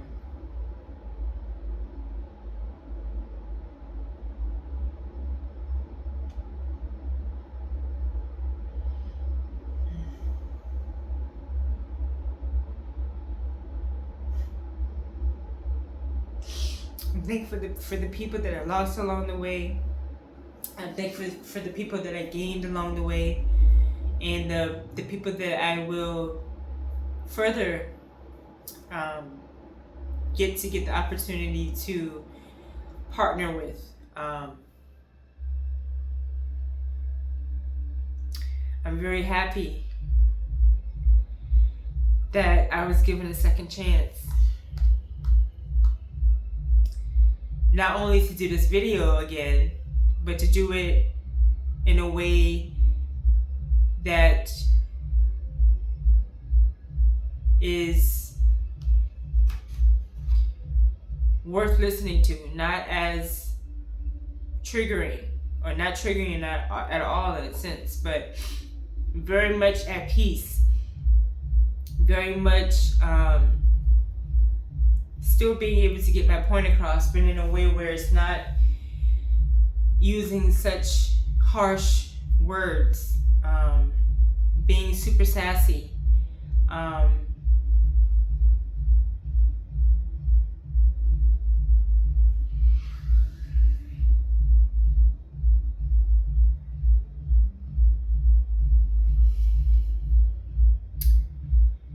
it's still early. I'll still be able to unwind and watch some of my Netflix movies and relax until I go to sleep.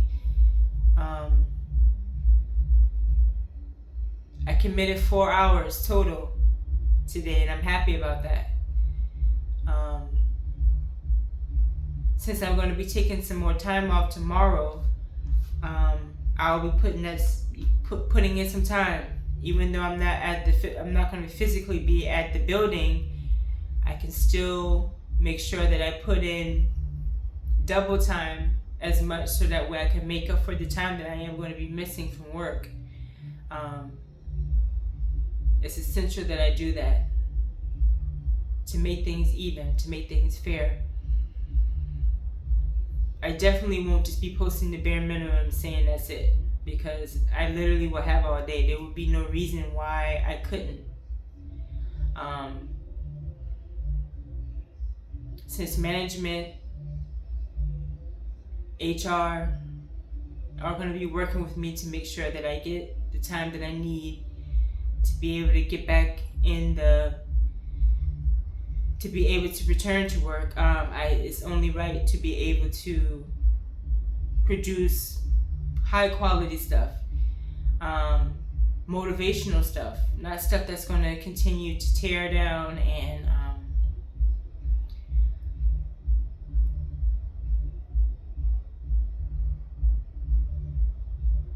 not be usable.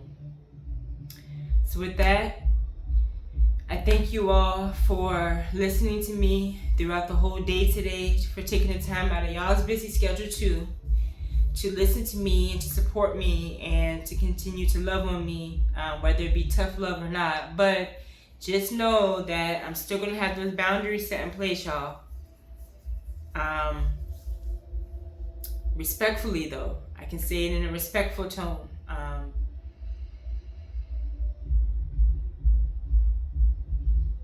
And I know in order to make it into the content creation world, it's like an initiation phase, because now that I know, it's like a brotherhood. Not everybody makes it in. Not everyone is strong enough to make it in. I know that now, because technically I didn't pass the test. But you guys gave me a second opportunity to be able to,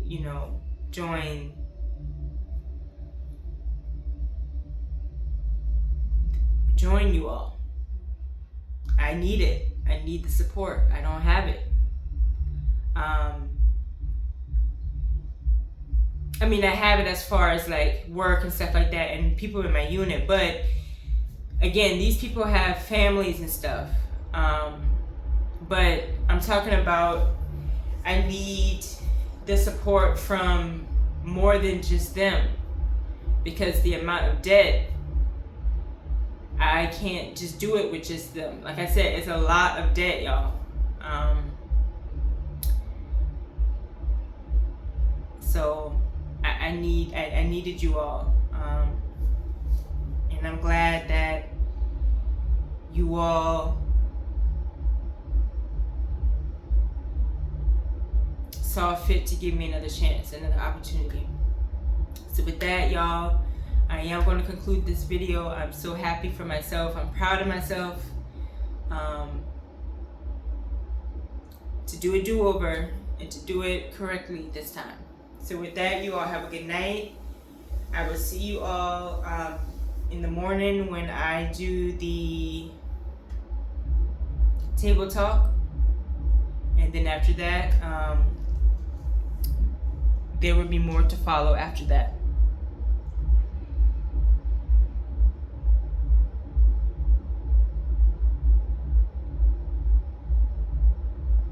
So you all have a good night.